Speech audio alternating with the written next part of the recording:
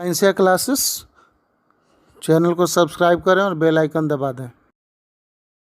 Hello guys, welcome to my YouTube channel. कैसे हैं आप लोग?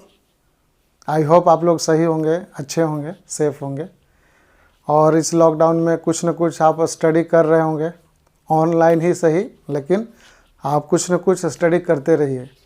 तो बच्चों, मैंने अपने चैनल पे पिछले वीडियो में बतलाया था कि एलिमेंट्री कैनाल स्टार्ट होता है माउथ से और यह इंड होता है एनस से। और मैंने ये भी बतलाया था कि एलिमेंट्री कैनाल्स डिफरेंट पार्ट्स में बटे होते हैं और पहला जो पार्ट्स होता है उसे हम माउथ कहते हैं और second part is known as buccal cavity कहते हैं। तो मैंने पिछले वीडियो में बकल कैविटी के बारे में बतलाया था। बकल कैविटी के अंदर स्टार्च का डाइजेशन होता है, इसके बारे में हम लोगों ने चर्चा की थी।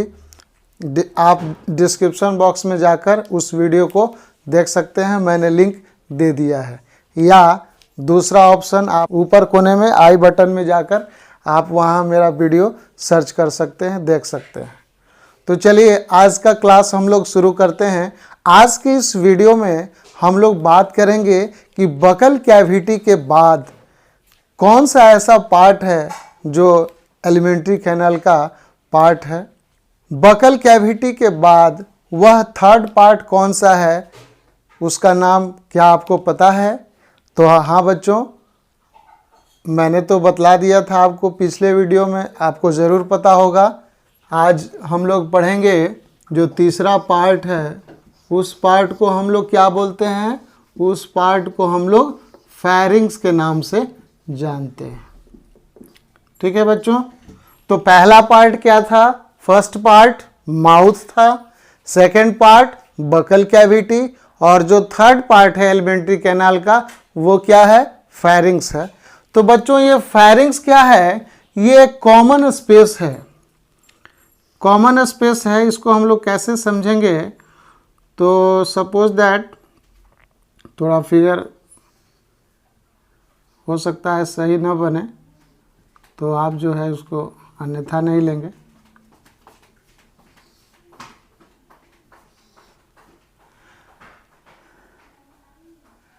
ये हमारा क्या है? ये आपको पता है कि this is the mouth. Mouth is the first opening. Mouth क्या होता है? ट्रांसवर्स ओपनिंग होता है, जिससे हम कोई भी फूड मटेरियल को बकल कैविटी के अंदर डालते हैं।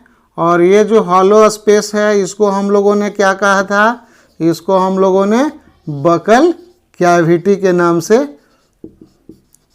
जानते हैं। हम लोगों ने इसे बकल कैविटी कहा था।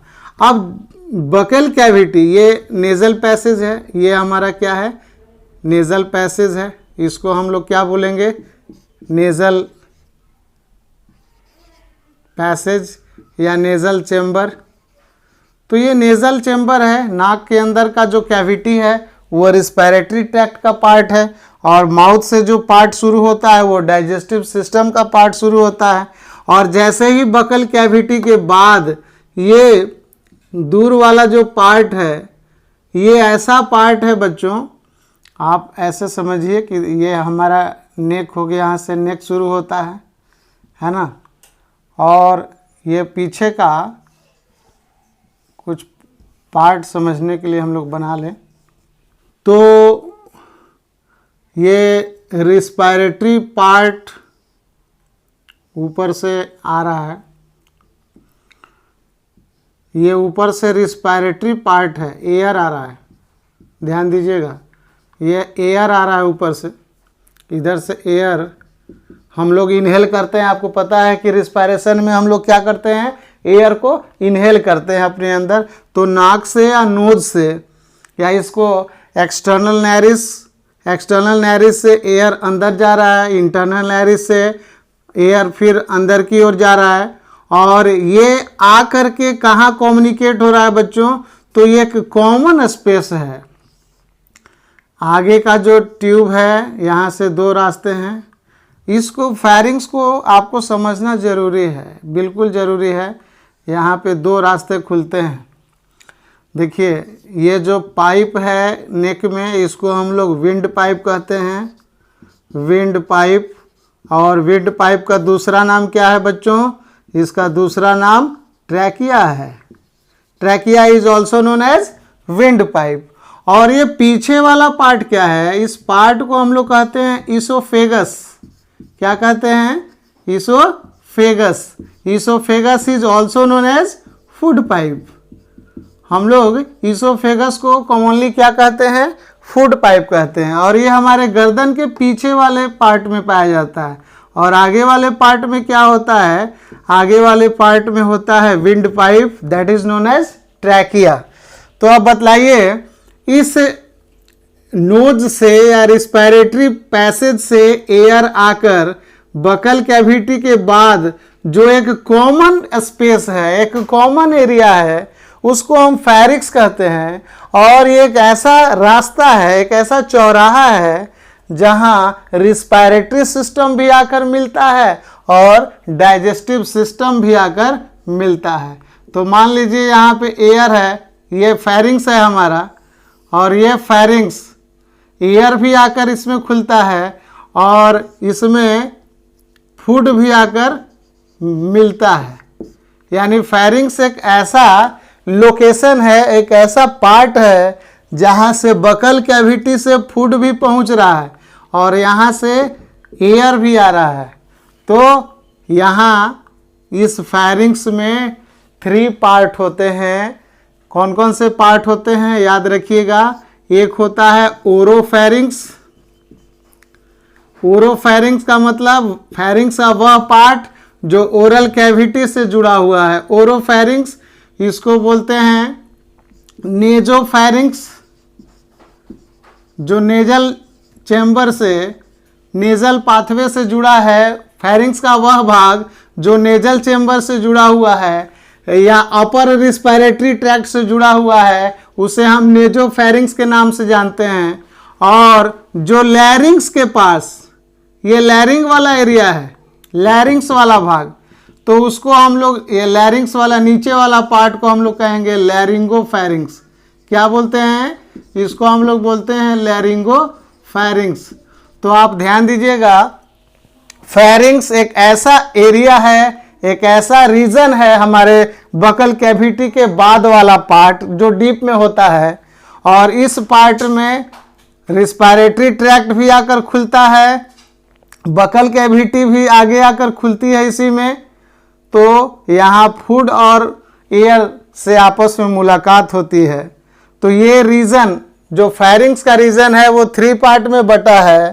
First one is oropharynx, second one is nasopharynx and third one is laryngopharynx. Laryngopharynx चूंकि लैरिंग्स यहाँ होता है, और आपको पता है कि लैरिंग्स क्या है? साउंड बॉक्स है जहाँ पे साउंड का प्रोडक्शन होता है।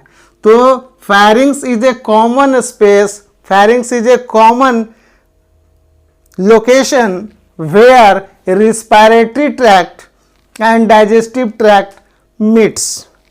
यानी बकल कैविटी और अपर रिस्पिरेटरी ट्रैक्ट आकर वहां मिलती है, यानी कम्युनिकेट करती है।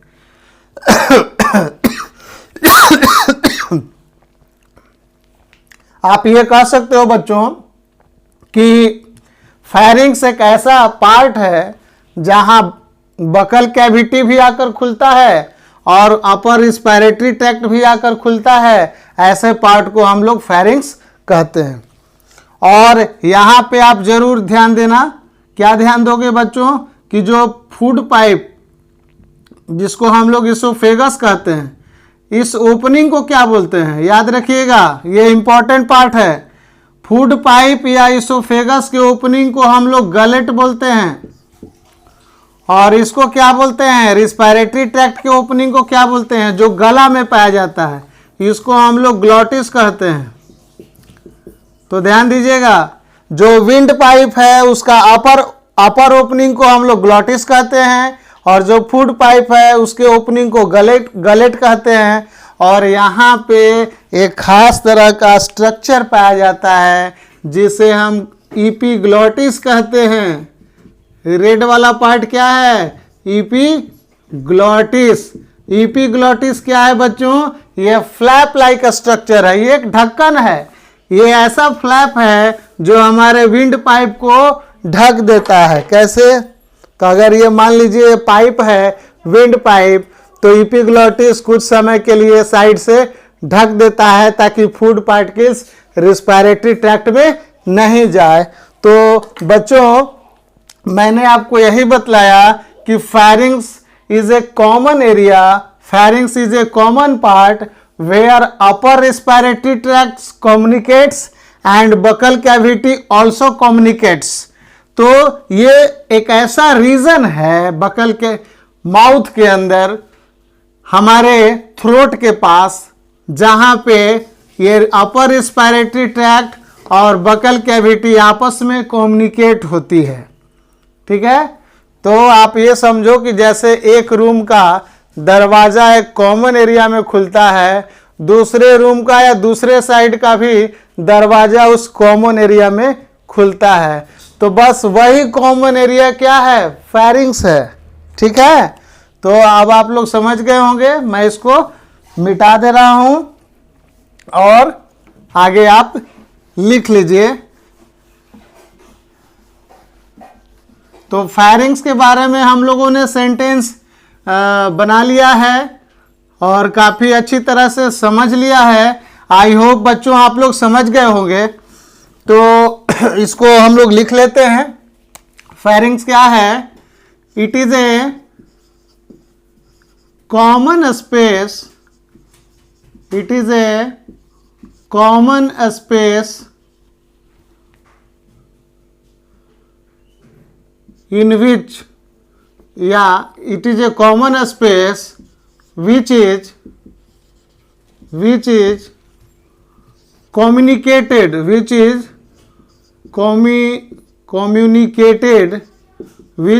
communicated with upper respiratory tract,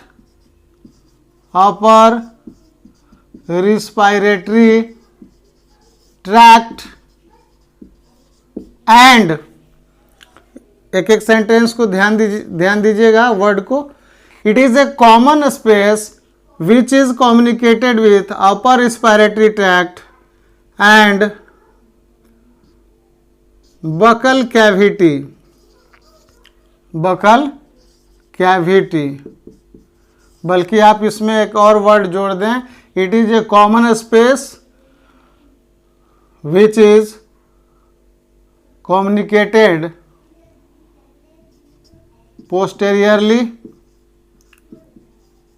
posteriorly यानी पीछे से। It is a common space which is communicated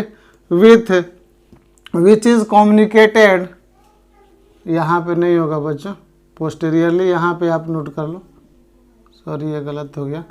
which is communicated posteriorly, ठीक है, इसको आप ठीक कर लो।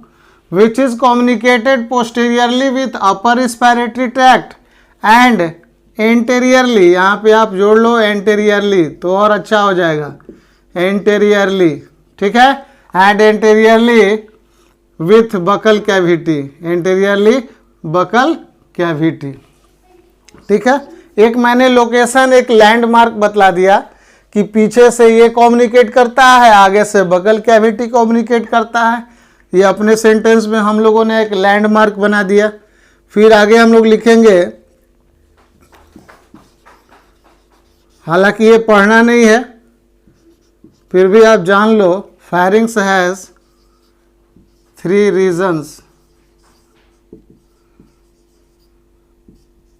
First is oropharynx,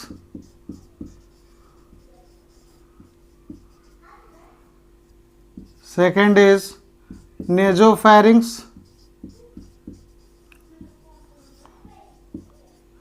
third is laryngopharynx।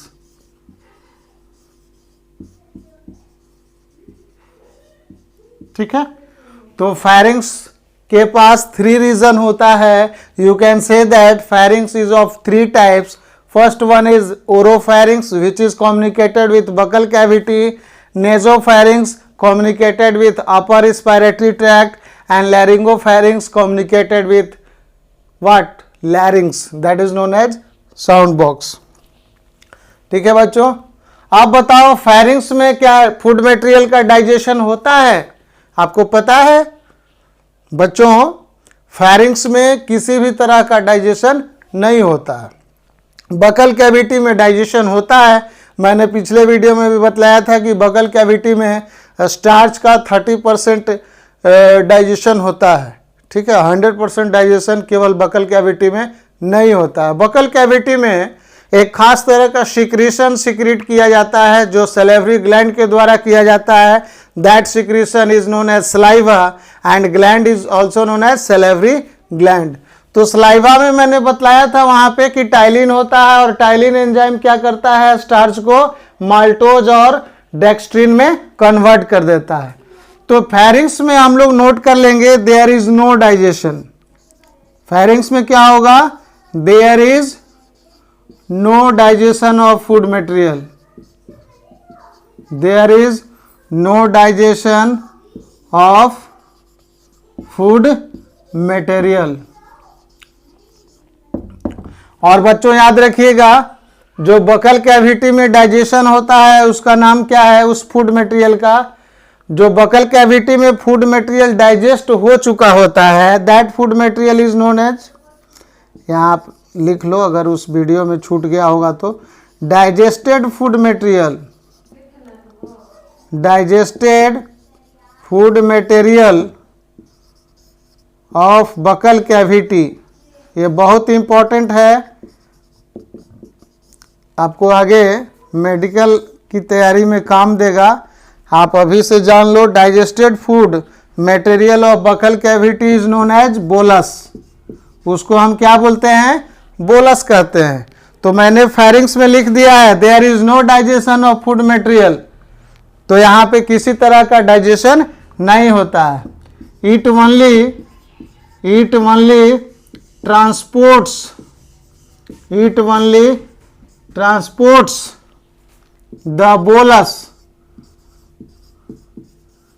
कहाँ ट्रांसपोर्ट करता है, फेरिंग्स के निचले वाले पार्ट में। तो फेरिंग्स के निचले वाले पार्ट को क्या बोलते हैं, इसोफेगस बोलते हैं। It only transports the bolus towards oesophagus and oesophagus is also known as food pipe. ठीक है बच्चों, तो इसको आप नोट कर लीजिए। इसके बाद हम लोग फोर्थ पार्ट स्टडी करेंगे, that is known as oesophagus. तो बच्चों अगला पार्ट कौन सा है, आप लिस्ट में जाकर देख लें अगला पार्ट क्या है, इसोफेगस। मैंने पूरा का पूरा लिस्ट लिखवाया हुआ है, आप ध्यान से देख लें।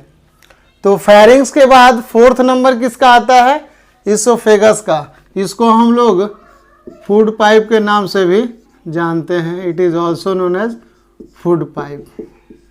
ठीक है, तो लिख देंगे it starts from pharynx, it starts from pharynx and ends in, इसमें खत्म होता है, एंड्स इन स्टमक। किसमें खत्म होता है बच्चों, एंड्स इन स्टमक। तो क्या इसोफेगस में डाइजेशन होता है, नहीं। तो हम लोग लिख देंगे, क्या लिखेंगे, there is no digestion, there is no digestion of food materials.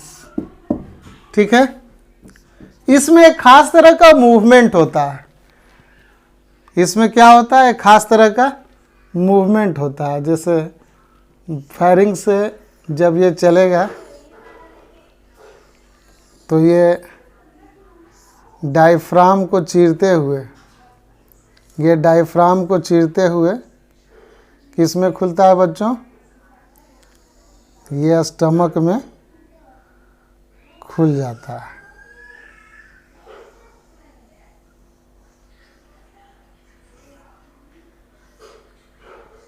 कुछ ऐसा होता है।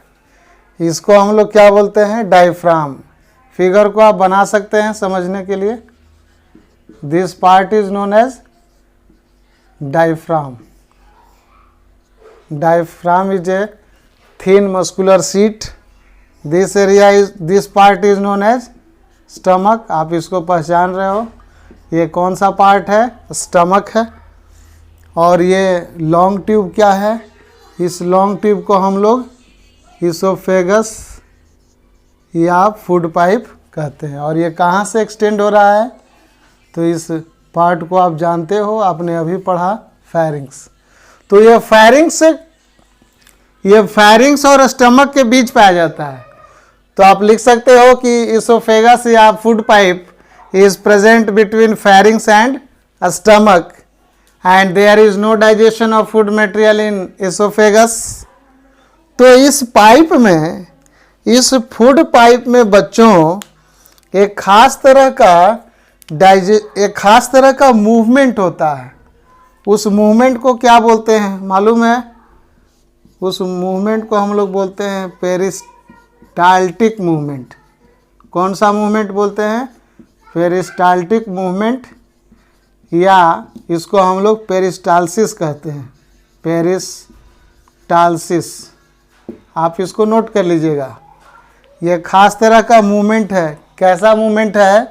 तो इसके अंदर मसल्स का पूरा एलिमेंट्री कैनाल आपको पता ही है कि 4 पार्ट से बने होते हैं, 4 लेयर से बने होते हैं। तो इसके अंदर मसल्स पाए जाते हैं। सर्कुलर मसल्स होते हैं, लॉन्गिट्यूडिनल मसल्स होते हैं। ये मसल्स क्या करते हैं, इसके अंदर चूंकि ये फूड पाइप है, इस तरह से पाइप बना हुआ है, तो ये मसल्स क्या करेंगे, इसके अंदर बहुत सारे मसल्स हैं। तो मसल्स क्या करते हैं बच्चों कि मसल्स जो है, इसमें लॉन्गिट्यूडिनल और सर्कुलर मसल्स पाए जाते हैं, मसल्स का लेयर है। तो ये क्या करेंगे बच्चों, इनके अंदर कॉन्ट्रैक्शन एंड रिलैक्सेशन का काम होता है। आपको पता है कि muscles performs contraction and relaxation process. तो मसल्स क्या, कौन सा फंक्शन करता है, ये मूवमेंट प्रोवाइड करता है। आपने एनिमल टिश्यू में पढ़ा होगा, muscular tissue performs movement in our body parts and muscles are of 3 types, that is muscular tissue is of 3 types. First one is striated muscles, second one is unstriated muscles and third one is cardiac muscles. तो ये alimentary canal में जो muscles होता है that is known as smooth muscles, unstriated muscles। तो ये involuntary muscles भी है। तो involuntary muscles है तो इसमें खास तरह का मूवमेंट होता है। जैसे इसको समझने के लिए थोड़ा हम लोग ऐसे देख लें।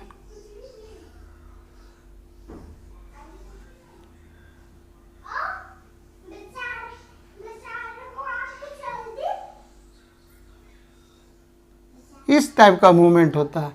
मान लो कि यहाँ फूड है, फूड पार्टिकल है, तो फूड पार्टिकल है तो ये मसल्स क्या करता है, ऐसे ऐसे करता है, इस तरह से ऐसे ऐसे करके इसको क्या करता है, आगे की ओर पुश करता है। तो धीरे धीरे ये फूड पार्टिकल्स क्या होगा, आगे की ओर एक्सटेंड करता जाएगा, आगे की ओर फॉरवर्ड होता जाएगा, बढ़ता जाएगा। तो इस तरह से फूड मटेरियल अल्टीमेटली कहाँ पहुँचता है, अल्टीमेटली फूड मटेरियल आपको स्टमक के पास पहुँच जाता है। ये फूड मटेरियल इस एसोफेगस से होते हुए कहाँ पहुँचता है, FM लिख दे रहे हैं। FM का मतलब फूड मटेरियल, ठीक है। तो बच्चों यहाँ तक आप समझ गए होंगे, तो आप इसको नोट कर लीजिए। ये डायग्राम तो समझने के लिए बनाए हैं, तो इसकी ज़रूरत आपको नहीं होगी। फिर अगर आप बना लिए होंगे तो इसको मिटा दिया जाए, ठीक है। तो इसको मिटा देते हैं हम।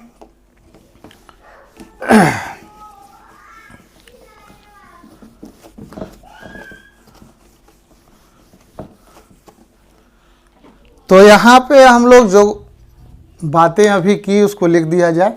It starts from pharynx and ends in stomach. There is no digestion of food material, यहाँ लिख दे रहे हैं। It only it only transports the food material. It only transports the food material. It only transports the food materials up to stomach. कहाँ तक पहुँचाता है? Stomach तक पहुँचाता है.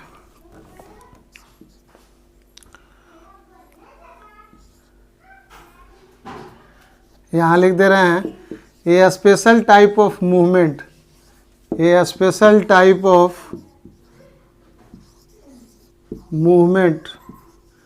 special type of movements are performed by muscles found in esophagus.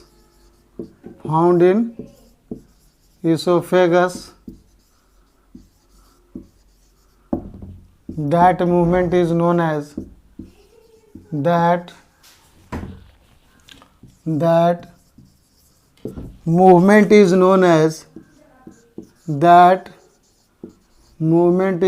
as यहाँ ठीक से लिख लीजिएगा.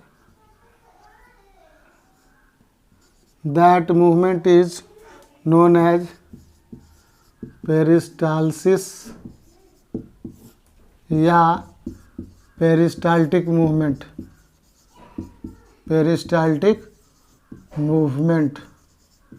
ठीक है बच्चों, तो यहाँ तक आप नोट कर लो और इसमें कोई ख़ास चीज़ नहीं है. हाँ, ये थोड़ा सा इसका लोकेशन याद रखिएगा कि एसोफेगस कहाँ होता है. तो बच्चों मैं फिर से आपको रिपीट कर दे रहा हूँ कि alimentary canal starts from mouth and ends in the form of anus. And alimentary canal का first part mouth, second part buccal cavity, third part pharynx and fourth part oesophagus, जो हमने अभी अभी स्टडी किया है. हमने अभी इसको लिखा है. आप सारे पॉइंट्स को लिख लीजिए. डाइजेशन नहीं होगा इसमें, इतना याद रखिएगा. ठीक है. वैसे बच्चे जो अभी अभी मेरे वीडियो को देख रहे हैं, वॉच कर रहे हैं, तो चैनल को सब्सक्राइब नहीं किया है तो ज़रूर चैनल को सब्सक्राइब कर लें. नीचे रेड कलर का बटन है सब्सक्राइब, उसको ज़रूर प्रेस कर लें और बेल आइकन ज़रूर दबा दें ताकि जैसे ही मैं वीडियो अपलोड करूं आपको नोटिफिकेशन मिल जाए. तो बच्चों मिलते हैं हम लोग अगले वीडियो में, और अगले वीडियो में हम लोग स्टार्ट करेंगे स्टमक. तो स्टमक की डिटेल स्टडी हम लोग आगे करेंगे. और जो पीछे का वीडियो जिनका छूट गया है वो डिस्क्रिप्शन बॉक्स में जाकर लिंक को देख लें और वहाँ से वो वीडियो पीछे का देख सकते हैं, या आई बटन में ऊपर कोने में जाकर आप वहाँ भी देख सकते हैं. तो मिलते हैं हम लोग अगले वीडियो में. बी सेफ और घर पे ही रहिए.